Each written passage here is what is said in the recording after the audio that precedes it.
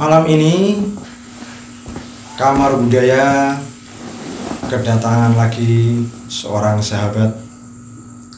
Nah, ini kawan kita satu ini seorang pelukis dan pelukis dari kalangan yang Cecet.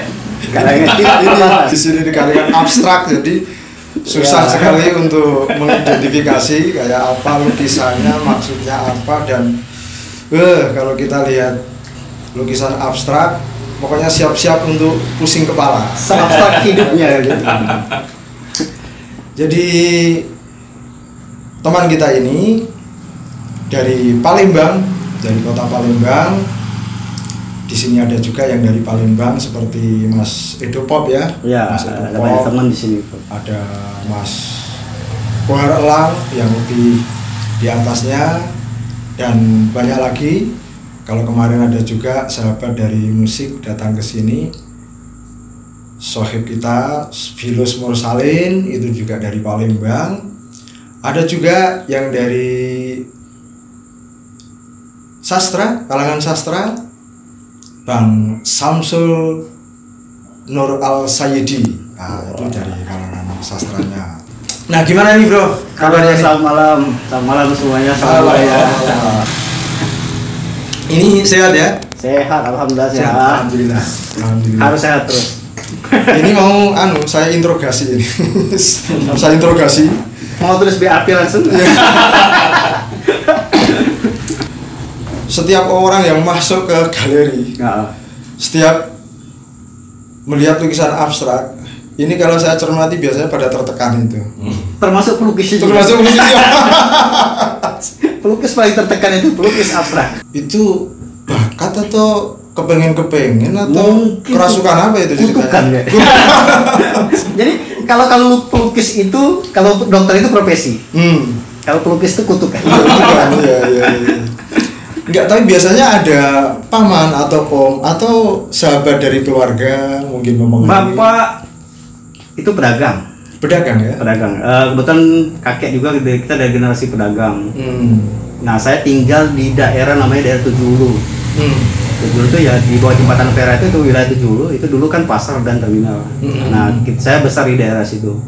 Jadi memang dekat dengan pasar, dengan dagang. Ya, semua keluarga di situ mulai dari kakek. Dagangan apa? Macam-macam. Kalau kakek dia tukang pastry, dia bikin dandang untuk kue. Oh, iya. Kalau om itu dia jual barang-barang bekas di situ. Ada juga jual bawang, kakek jual bawang, ada buah-buahnya semuanya. Apa yang bisa dapat duit di situ dijual. Oh iya, iya pantesan jago jualan lukisan kan. Ini semua orang pada nggak laku sendiri. Nah itu aneh. Harusnya ada kultur di belakangnya, memang kultur pedagang. Memang ada jiwa dagangnya. Enggak, kalau yang lukis yang saya tanyain ini kok. Saya terpengaruh dari mana? Masa bakat alam jatuh dari langit? Dari SMP itu terus masuk SMSR, Sekolah Menengah Seni Rupa. Karena kebetulan ada senior saya juga satu kampung, dia masuk SMSR. Ya memang agak sulit, awalnya agak sulit. Bapak, ibu itu nggak ada yang setuju saya masuk SMSR. Di SMSR itu ada murid yang lain nggak, atau cuma situ aja? Enggak, maksudnya ini sekolah favorit atau sekolah pelarian? Sekolahnya banyak. Tapi hampir 70% itu karena yang nggak lulus di sekolah negeri. Oh iya. Akhirnya masuk SMSR dan karena statusnya negeri kan. Ya di situ, mulai di situ, masuk di situ. Ya, itu masuk yang nggak lulus terus lari ke situ atau memang? Kebetulan di jalur yang benar. Oh iya, alhamdulillah. Memang pengen masuk SMSR. Akhirnya keterusan sampai selesai SMSR. Karena di Palembang nggak ada fakultas seni, nggak ada institut seni, ya akhirnya pilihannya larinya ke Jogja, memang dikirim ke Jogja. Memang gimana ceritanya bisa ke Jogja? Banyak uangnya atau gimana? Kuliah di Jogja? Karena nggak ada alternatif lain ya. Pilihan di sana kalau nggak sekolah formal ya, paling jadi insinyur, paling dokter, ya kita akhirnya kalau mau sekolah seni pilihannya cuma dua, kalau nggak ke Bandung, ke Jogja. Tapi referensinya itu lebih banyak ke Jogja karena guru-guru SMS banyak kan dari Jogja. Karena sering ngobrol dengan guru-guru, ya udah kamu masuk ke Jogja, pilih IKIP. IKIP dulu namanya IKIP. Sekarang UNJ ya. UNJ. Ya, UNJ. Universitas Negeri. Ya, atau masuk ke ISI. Tapi saya milih dua-duanya. kebetulan ikut tes dulu namanya Sipen Maru nggak salah. Iya. Itu lolos dan saya juga ikut diisi, lolos juga. Tapi akhirnya memilih masuk isi. Oke, tunggu dulu ya. Ya, siap.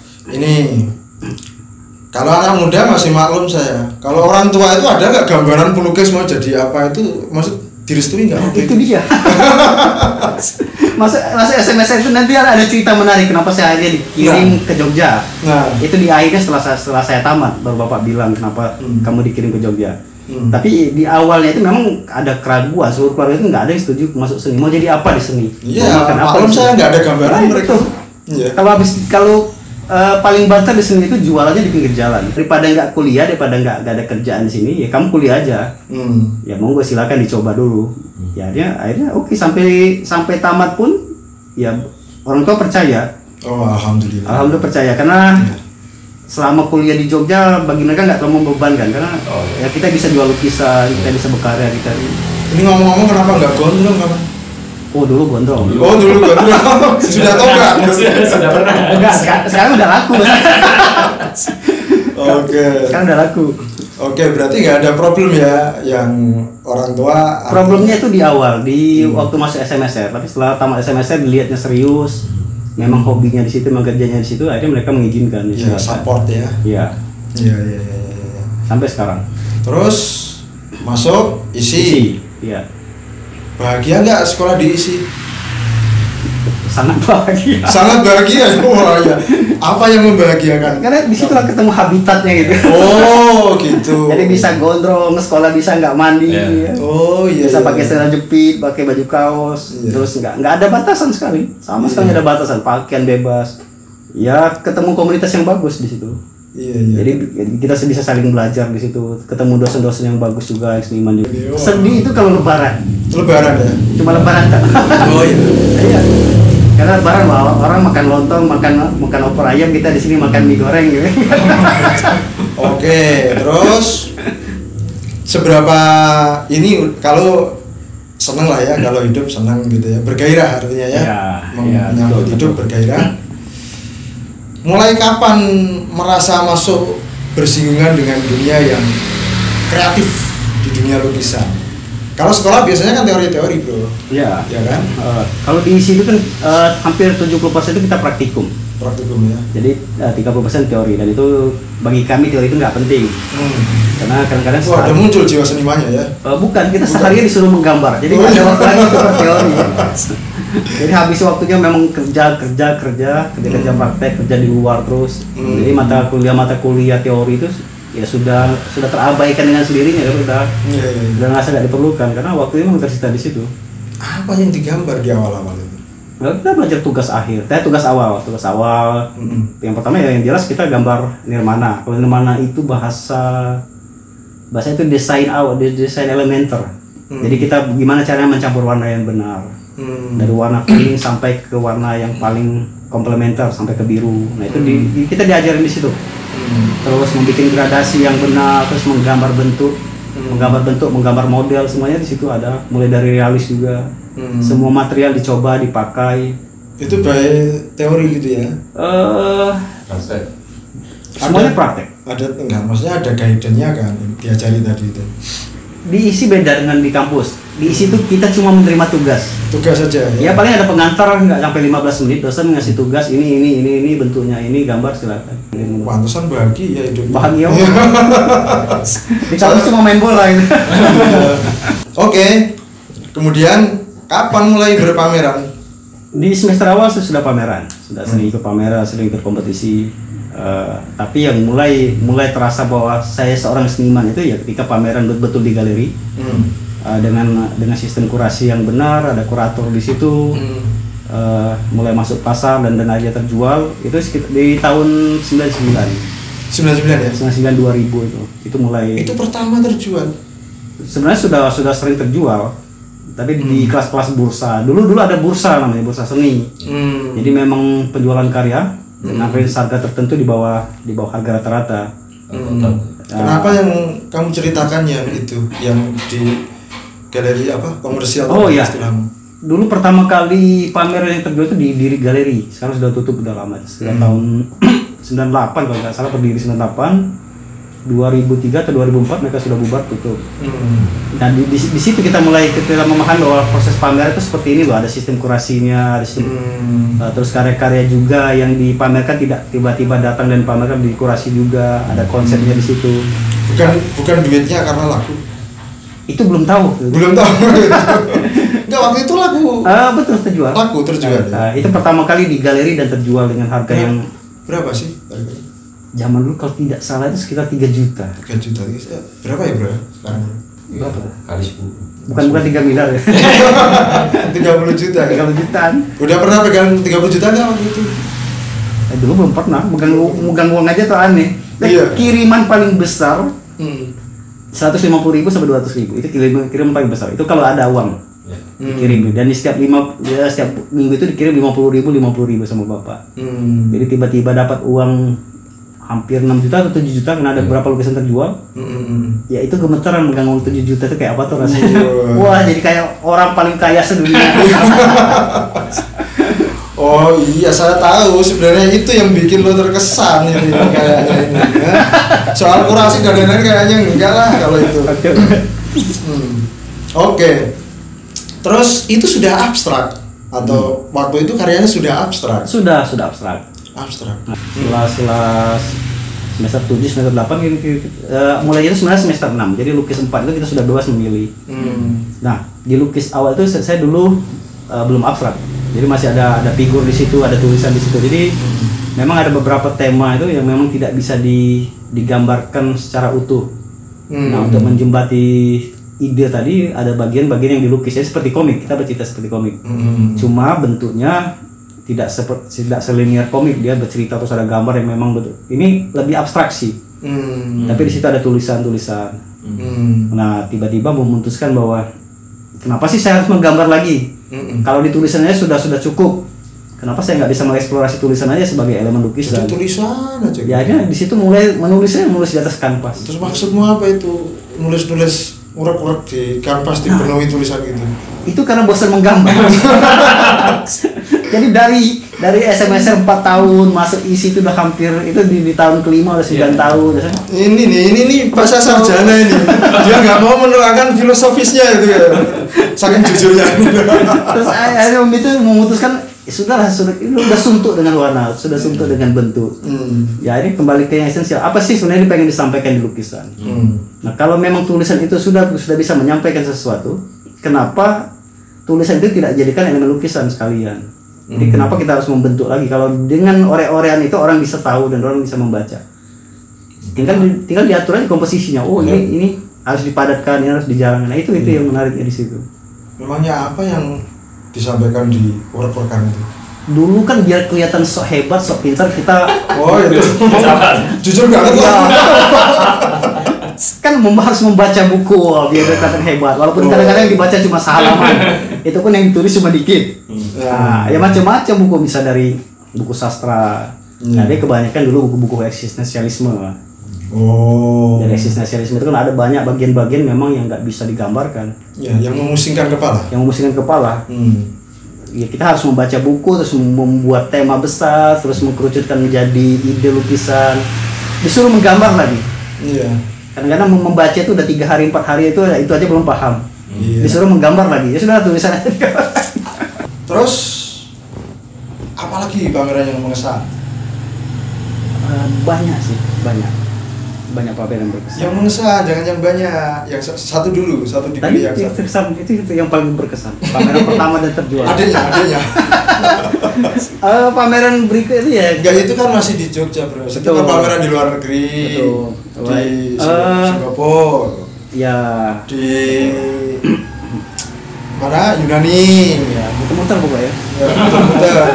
Di Zealand. Masa yang paling berkesan di Kampung Ngayuk Jakarta di Ningrat? Yang berkesan itu kan di Jogja. Jogja ya. Kebanyakan di Jogja. Terus satu lagi kita dapat momen saya pernah kompetisi di Jogja. Kompetisi apa? Dulu pernah dapat grand prize di Jogja Galeri. Yang 20 Mei. Itu karyamu yang merupakan tadi itu. Apa menariknya sih sebenarnya? Itu juga aku bingung, nanya nggak tahu. Dan dari semua juri mengamini bahwa itu karya terbaik. Ini kasihan sekali jurinya.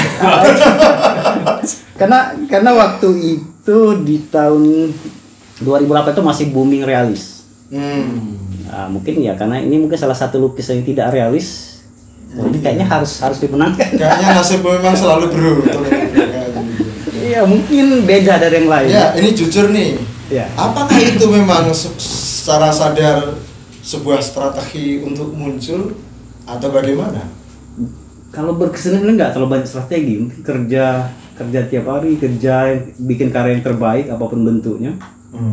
Ya kadang-kadang kompetisi pun nggak pernah dipersiapkan dengan serius. Maksudnya bukan serius, maksudnya oh ini karya memang dibuat untuk kompetisi. Nggak pernah. Jadi kalau ada kompetisi gitu, nggak kompromis gitu ya. Iya betul. Jadi kalau mau ada kompetisi ya udah kita pilih karya yang terbaik dari yang pernah ada. Itu aja yang diikutkan. Nah dan ya alhamdulillah di situ menang. Nah itu momen saya pikir momen terpenting karena kadang-kadang kompetisi itu sebagai trigger bahwa oh ini senimannya ada. Memang kita udah jadi seniman tapi nggak ada yang mengakui oh siapa sih lo gitu loh. Nah tiba-tiba di kompetisi tuh loh ini menang siapa sih anak ini gitu. Orang mulai paham, mulai tahu. Biasanya di kompetisi itu hadiahnya nggak besar-besar, apalagi di Jogja. Nah, tapi efek setelah kompetisi karya akan terjual, kolektor akan mencari ini siapa sih orang ini. Nah itu yang penting di situ. Ini kayaknya ceritamu kok enak-enak terus. Ya enak-enak terus. Enggak, ini jujur aja nih. Mulai kapan? Itu emang masa yang nggak enak nggak ada nih. Banyak. Ya, misalkan. Enggak. Apa dari sejak dulu memang menonjol. Nggak mau jadi pelukis lagi bang banyak. Sejak dulu menonjol begitu atau gimana? Sejak kapan? Enggak juga. Enggak menonjol, kita ya masih rata-rata lah. Iya. Bego-bego juga enggak, pintar juga enggak. Ya, teman bisa kita bisa, teman pameran ikut pameran. Enggak, artinya sejak di angkatan itu memang sudah aktif berpameran. Ya. Sama dengan yang lain-lain. Kebetulan saya termasuk yang aktif pameran. Jadi setiap kompetisi selalu ikut, setiap pameran selalu mengajukan aplikasi. Ya pahitnya ya kadang-kadang lebih banyak nggak terima, nggak diterima di kompetisi, terus karya di reject, bla bla lah. Nah di seni rupa itu kan unik. Kadang-kadang kita percaya dengan garis nasib. Tiba-tiba ada seniman yang nggak melakukan apa-apa, lebih tenar duluan dengan harga yang luar biasa fantastis mahal. Sementara seniman yang berkarir dari awal mati-matian, ya karirnya segitu aja, harganya segitu aja. Nah mungkin saya termasuk kategori yang kedua. Jadi biar berjuang ikut pameran kemana-mana ya masih nggak diperhitungkan. Ya pada akhirnya ya setelah kompetisi menang, setelah 2010 ke atas itu orang baru percaya oh ini ternyata memang ada seniman di sini. Seniman abstrak yang nggak jelas. Itu seperti apa rasanya nggak diperhitungkan? Ya yang jelas kan apalagi kita lihat teman-teman seangkatan kita. Mereka sudah pergi kemana, pameran kemana, terjual dengan harga-harga yang fantastis, jualan kayak kacang goreng. Sementara kita udah jualan karya itu setengah mati. Ya yang timbul itu ya dendam positif aja ya. Oh iya. Oh ya udahlah, tunggu aja besok, tenang aja, aku lebih bagus kok. Akhirnya berkarya terus, nggak berhenti. Wah iya, mungkin doa ibu sangat membantu ya, situ. Mungkin doa orang terani aja. Oke. Enggak, sejujurnya kalau saya lihat situ dari background ada kultur niaga ya, berdagang. Dari itu. Memang apa sih strateginya untuk mempertahankan supaya tetap memiliki pasar gitu? Saya nggak ada strategi. Mungkin ini yang sering juga saya ceritakan. Saya itu dari umur 6 tahun bisa judi. Bisa judi? Iya. Sampai kuliah pun saya masih judi, hampir tiap hari judi. Kalau nggak judi sehari itu sakit kepala. Dan dari itu betul. Enggak judi yang gimana? Judi betul, judi kartu, pakai duit, pakai taruhan besar. Mengharap kekalahannya itu atau kemenangannya? Sering menang? Ya sering menang. Sering. Ya kalau kan judi itu sebenarnya bisa dipelajarin. Dan saya bisa judi itu dari kecil, dan kampung saya itu kampung pejudi semua. Semua orang bisa judi. Nah mungkin ini yang terbawa sampai saya kuliah dan akhirnya berprofesi jadi seniman. Nah di situ sebenarnya dibutuhkan keberanian dan nggak banyak mikir. Berani nggak? Berani bertarung nggak? Berani bertarung nggak? Ayo berani buat ini nggak? Nah di situ yang dibutuhkan sebenarnya. Artinya belajar diambil spirit, ambil resikonya. Ambil resikonya. Jadi nggak perlu banyak mikir. Oke lah. Hari ini kita punya uang 10 juta. Berani nggak besok pagi bereksperimen dengan uang 10 juta habis? Oke, stop dulu ya. Ini teman-teman, spirit ambil resiko. Jadi nanti jangan ikut judinya terus. Ya. Don't try at home. Spirit ambil resikonya. Nah, di situ. Oke. Terus saya dengar ya, di Singapura sering beberapa galeri atau Ya, ada beberapa galeri kerjasama dulu dari tahun 2009 sampai 2016, 17 itu masih. sekarang udah enggak berarti? Nah, sekarang masih. Dulu paling kencang itu ya di awal-awal 2000 sampai 2015. Masih yang itu, yang urak-urakan itu atau masih? udah?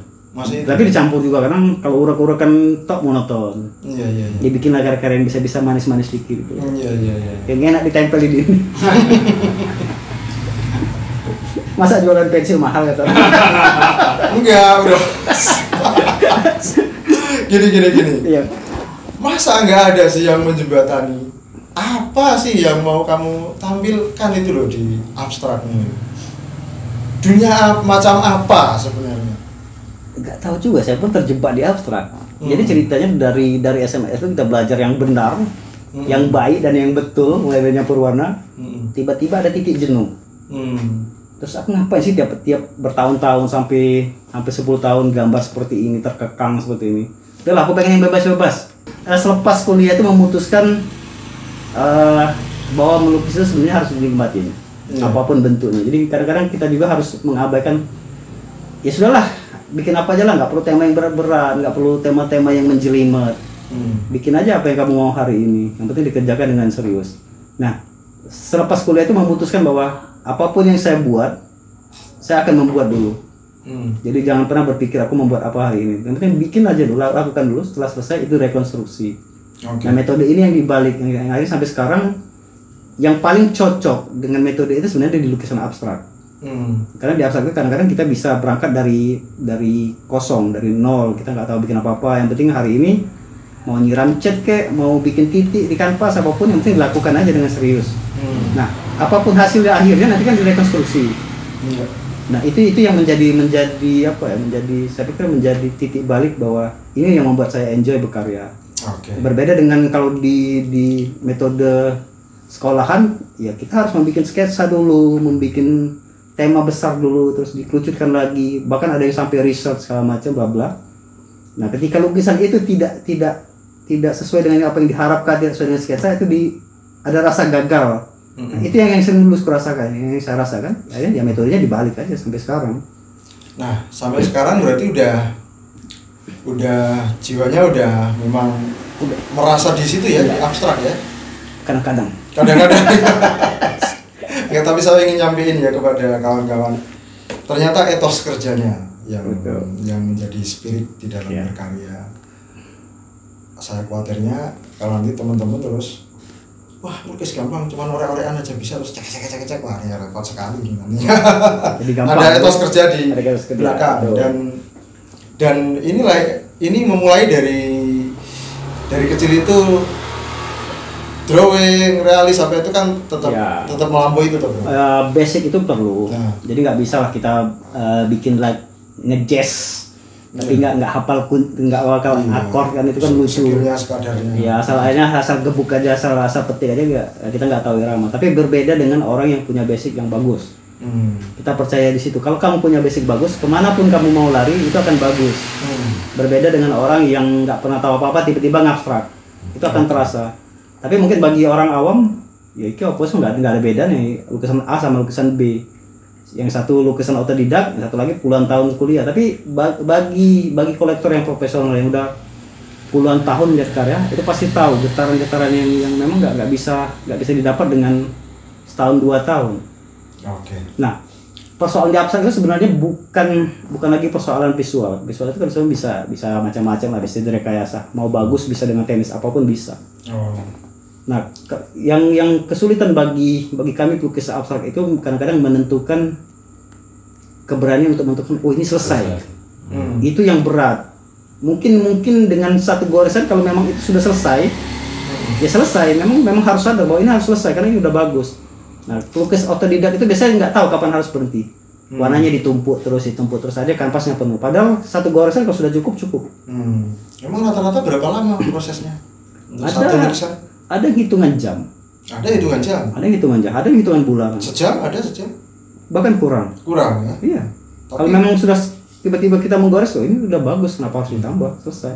Tapi ada yang bulanan juga. Nah, itu kadang-kadang tensinya yang tidak sama. Mungkin sekarang ini karya itu tidak bagus. Tapi setelah udahlah dibalik aja lah, bulan depan dikerjain lagi, setelah ini udah selesai, tinggal ditambah dikit. Itu yang sakit, tensinya saja yang kadang tidak sama, karena entah ada persoalan apa di belakangnya kan. Tapi kalau tensinya sama, moodnya lagi enak, kadang-kadang kontrolnya juga bagus. Nah kalau kita lagi out-outan, lagi nggak jelas, emosinya lagi nggak stabil, tiba-tiba ngelukis ya itu numpuk warna nggak tahu kapan selesai. Oke, berarti untuk jenis lukisan yang cepat penggarapannya, apakah membutuhkan satu kristalisasi perenungan yang lama atau enggak juga? Enggak juga ya? Kadang-kadang kejelihan menangkap momen, kalau bahasa kami itu kejelihan menangkap momen. Kejelihan menangkap momen ini, nah ini perlu dilatih. Jadi sensibilitas itu kan bisa dipelajari, bisa dilatih. Dan itu nggak bisa didapat setahun 2 tahun, harus kerja panjang. Kayaknya kita lihat deh, kayak apa sih dia melukis itu. Ya, kita lihat.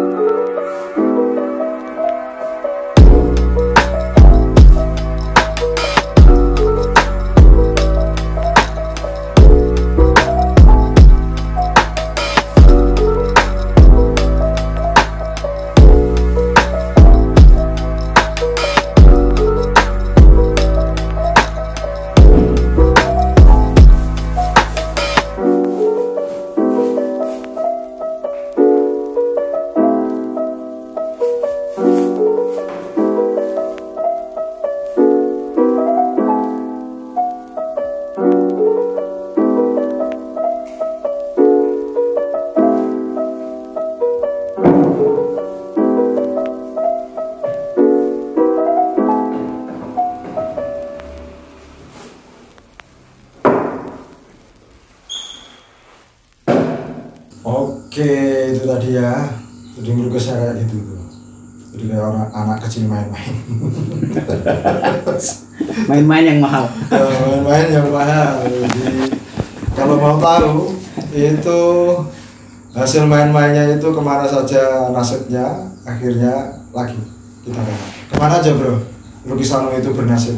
Sebagian besar itu dijual keluar. Ya hampir 70% keluar. Kemana aja? Kebanyakan itu ke tadi aku baru nanya Singapura itu. Ya betul, kebanyakan dulu Singapura. Ya. Nah, sekarang kalau pasarnya lebih luas. Sekarang ke Cina, ke Taipei, ke Hong Kong. Nah, sekarang kita lagi membuka pasar ke sana. Kok kemana-mana ini rupanya? Ya harus. Karena nggak ada lagi pasar. Gimana cara jualnya? Kita kerjasama dengan galeri. Jadi galeri itu sebagai manajer saya, mereka yang muterin karya jual kemana. Tugas saya yang penting buat karya yang bagus, mereka yang menjual kan. Nah, mereka yang membuat event, mereka yang memasarkan ke mana. Nah, jadi tugas seniman sekarang ya di studio dan berkarya yang bagus. Itu aja. New Zealand, Singapura, Australia pernah, Filipina, Vietnam, Thailand. Ya. Afrika pasti enggak. Belum.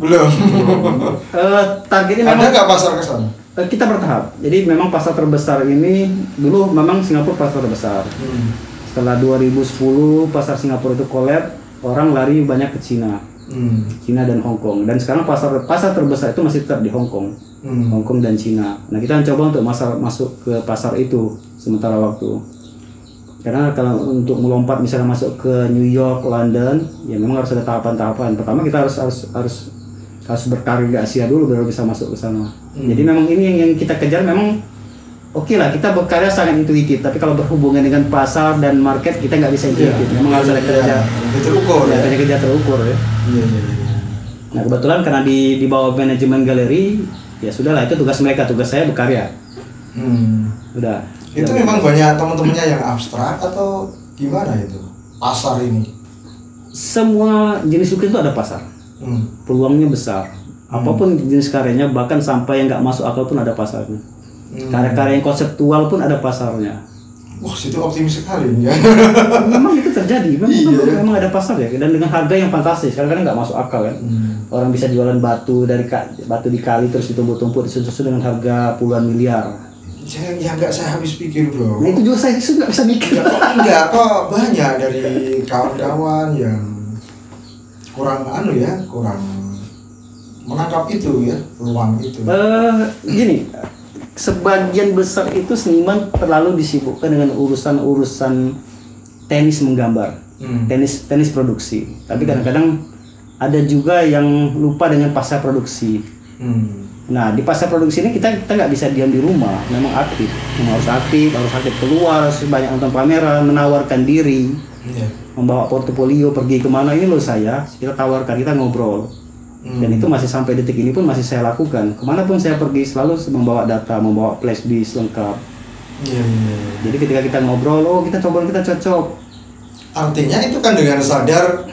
Dengan situ menggarap ruang marketingnya memang harus digarap juga. Jadi seniman nggak bisa lagi dengan gaya sudahlah saya kerja aja, saya kan seniman nggak butuh yang lain-lain, itu nggak bisa. Ngalir aja. Misalnya karena ada ribuan seniman di Jogja dan kita harus bersaing. Kalau kita lupa menggarap pasca produksi, ya sudah kita akan terjebak di situ terus, di studio terus. Ada yang ngeluh lukisan nggak bisa terjual, padahal pasar di luar ini sangat besar. Nah ini yang sebagian besar teman-teman itu. Saya pikir bukan mereka yang nggak mau, kadang-kadang lebih banyak malunya. Wah, aku nggak bisa, nggak bisa bahasa Inggris, aku nggak bisa main keluar, aku nggak punya paspor, bla bla bla bla. Malu atau kadang-kadang sering saya dengar, wah saya mah ngalir aja, ngelukis aja gitu. Nah itu beda. Ada juga yang membuat game. Betul, ada membuat game. Tapi kalau saya teman-teman yang buat game justru saya curiga ini ada apa sih sebenarnya? Ya nggak ada apa-apa sebenarnya. Mungkin mereka membentengi diri bahwa karena mereka nggak mampu. Dalam tanda petik mereka tidak mampu, akhirnya mereka bilang, wah saya penting berkarya, apa yang mikirin pasar. Padahal di rumahnya atau nanti ujung-ujung ngeluh sambat sama teman-temannya, wah kok saya nggak laku-laku. Nah sementara mereka sendiri nggak pernah sadar untuk menggarap pasca produksi. Ya tapi kalau menurut situ pendeknya semua jenis itu ada pasarnya ya. Betul. Jadi pengalaman hampir 10 tahun keluar kemana jalan, karya Indonesia itu karya yang sangat diperhitungkan. Jadi kalau di Asia itu ada 3 negara, Indonesia, Thailand, dan Filipina. Itu 3 negara yang memang diakui bahwa karya seni rupanya itu karya yang terbaik. Oh gitu. Dan terbukti Indonesia itu bisa hat-trick. Bisa hat-trick maksudnya di UOB. Yeah.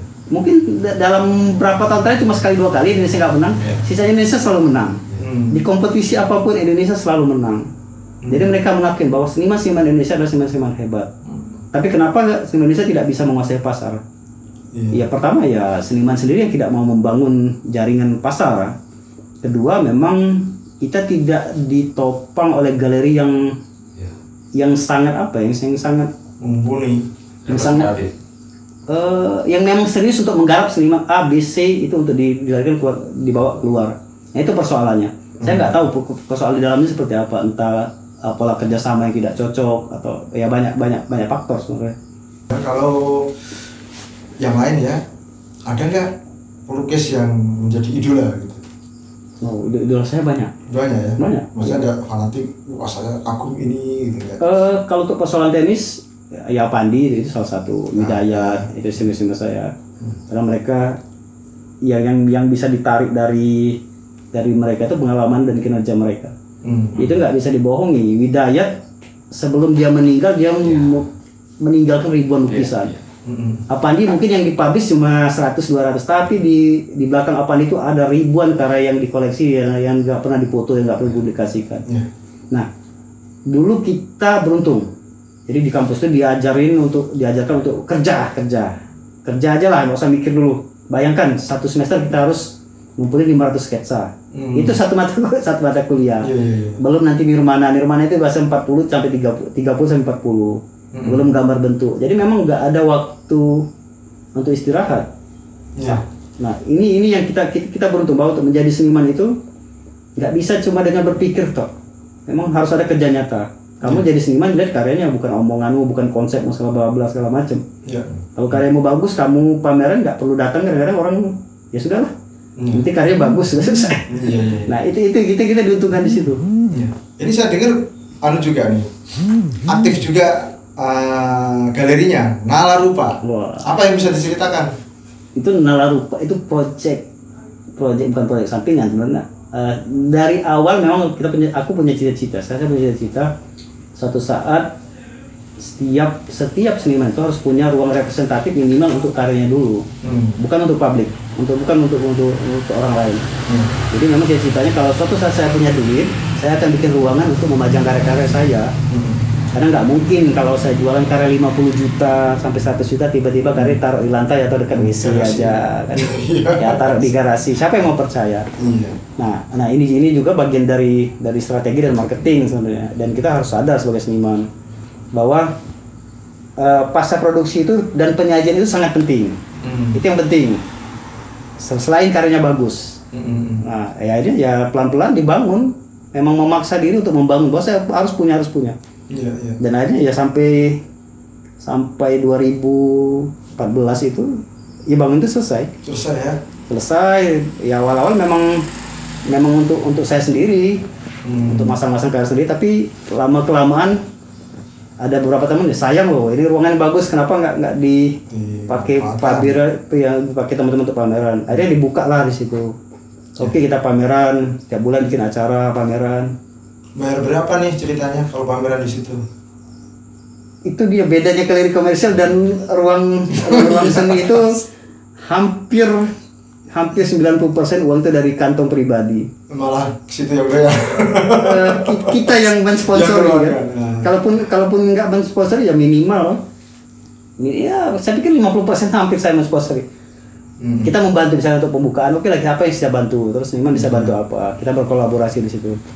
Karena memang niatnya bukan untuk mencari duit di situ di penjualan karya, tapi supaya orang datang ke galeri saya, melihat rumah saya, melihat studio saya, dan akhirnya membeli karya saya. Nah ini pola bisnisnya beda. Ini subsidi, saya pikir ini subsidi silang. Jadi teman-teman, jadi ada ruang jualan, tapi ada juga ruang pengabdian. Nah ini Nala Rupa di samping sebagai showroom untuk karya-karya supaya tampil lebih bermartabat, tidak sekedar diletakkan di garasi, ini juga menjadi public space ya. Public space. Ini teman-teman kayak apa yang bisa berpameran di situ? Dulu siapapun bisa. Bisa. Kita ngobrol dulu ya sama situ. Ya, yang penting karyanya cocok. Terus yang lebih penting juga attitude senimannya dulu yang cocok. Untuk kerja sama orang yang penting kita hafal dulu orangnya. Siapapun bisa, hampir tiap bulan. Tapi sekarang udah mulai dikendorkan. Jadi ada titik jenuh. Mungkin di ruang ini baru saya cerita bahwa saya mulai jenuh dengan ruang pameran. Sebenarnya Nala Rupa itu salah satunya. Bisa lihat dengan Putru dengan sangkringnya yang luar biasa, yang besar, Alpi dengan ruangnya sendiri, Ugo Toro dengan tanah liatnya. Nah, titik jenuh yang saya maksud itu hampir setiap ruangan, hampir setiap art space di Jogja itu menampilkan dengan karya-karya yang hampir seragam. Saya tidak lagi merasa ada lompatan-lompatan yang perlu dipamerkan lagi. Ya nanti si seniman A pameran di Sangkring, nanti besoknya pameran di ruang mana lagi, terus muter lagi Nala Rupa dan bla bla, dan dengan orang-orang itu dengan karya yang sama. Di awal-awal memang kita buat program sebesar-besarnya dibuka untuk eksplorasi anak-anak muda. Tapi saya pikir ya sekarang apa sih yang belum pernah dipamerkan di Jogja semuanya sudah ada gitu.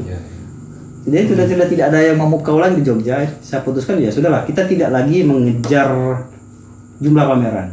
Yang penting sekarang kualitasnya cukup 2 kali 3 kali 1 tahun cukup. Yang penting kualitasnya bisa terjaga.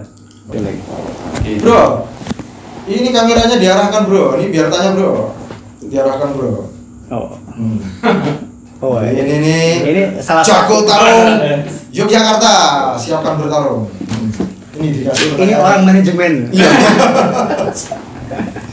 Tapi wajahnya sebenarnya yang manajemen itu sih itu. Iya. Malah sebaliknya. Harusnya dia seniman. Nah iya. Situ lebih jago dagang. Kita tanya dulu. Gini, secara abstrak ya, era-era sebelumnya seperti itu, karya abstrak pernah sukses menjadi karya masterpiece, karya yang paling mahal sedunia. Nah, ke depan visimu ini seperti apa tentang abstrak, seni abstrak terutama? Kalau sekarang saya justru tidak lagi membuat visi khusus. Saya punya cita-cita di abstrak nanti seperti ini, tapi tidak. Saya membuat bahwa visi saya berkesenian nanti lebih besar, bukan persoalan abstrak lagi. Persoalan abstrak itu cuma persoalan bentuk. Jadi saya sudah mulai meninggalkan bahwa perjuangan saya di abstrak itu bukan lagi persoalan bentuk. Artinya besok ke depan ini saya tidak lagi memperjuangkan abstrak atau realis segala macam. Ya berkesenian saya sebenarnya mau dibawa kemana sih, ke level mana. Nah itu lebih penting. Karena kalau kita berbicara terus persoalan abstrak ya akan terbatas di situ terus. Karena mungkin 2 tahun ke depan, 3 tahun ke depan saya nggak bisa menjamin bahwa saya akan meneruskan abstrak. Oh iya. Karena ya kesenian itu mengalir saya berjalan saja. Apapun yang saya buat, yang penting itu karya saya dan maksimal. Nah target 5 tahun ke depan gimana kita bisa masuk pasar-pasar besar. Yang pertama itu 3 tahun terakhir kita memang sudah berjuang untuk masuk pasar Cina dan daratan, termasuk Hong Kong, Taipei, Cina. Dan mungkin 5 tahun ke depan setelah ini selesai, pasar ini selesai, kita akan menggarap pasar mulai masuk pasar dunia, New York, London, Paris. Itu tetap harus digarap dan memang cita-cita kita tetap harus itu. Kalau kita berkutak-katik di Asia terus, maka nggak akan pernah jadi seniman dunia. Memang harus lari ke London, New York, Paris. Itu salah satu target kita kalau mau berkesenian. Ya ini yang tapi nggak bisa juga tiba-tiba langsung masuk sana. Memang harus bertahap. Ya. 3 tahun terakhir ya memang berjuang di situ dulu di area Cina dan mainland itu saya. Mungkin orang 5 tahun terakhir ini melihat Asia. Asia Pasifik ini dia punya potensi yang bagus yang belum digarap. Makanya banyak galeri dari luar itu datang ke Filipina, ke Indonesia, ke Thailand untuk mencari bakat-bakat baru kan. Nah, yang salah satu yang termahal di Asia ini ya Ronald Ventura. Terus Jaku itu dari Filipina. Kalau di Indonesia ada Mas Riyadi, ada Aceh Kristi dengan harga fantastis. Ya. Oke bro, aduh, ini terima kasih banyak sudah. Sama-sama. Sudah ini. Terima Kopinya kalau lupa ini gimana? Ini kita tos kopi ini kita kasih. Terima kasih. Pokoknya sukses ya bro ya. Sama-sama. Jangan lupa kalau laku pameran saya disawar. Siap. Ya. Wah ini luar biasa ini. Ini jadi suasana di kamar budaya tiba-tiba menjadi tidak karuan. Gilang gemilang dengan dihadirkannya sohib kita Deddy Supriyadi ini yang wah udahlah kayaknya menjelajah kemana-mana karyanya, dan itulah fenomena memang di dalam kesenian ada saja hal-hal kreatif yang beraneka warna dan juga proses yang selalu tak terduga. Jadi rupanya kawan kita ini dengan segala etos kerja yang dibangun, baik itu di dalam berkarya maupun mempergaungkan karyanya, mendapat sambutan yang baik dari publik. Amin.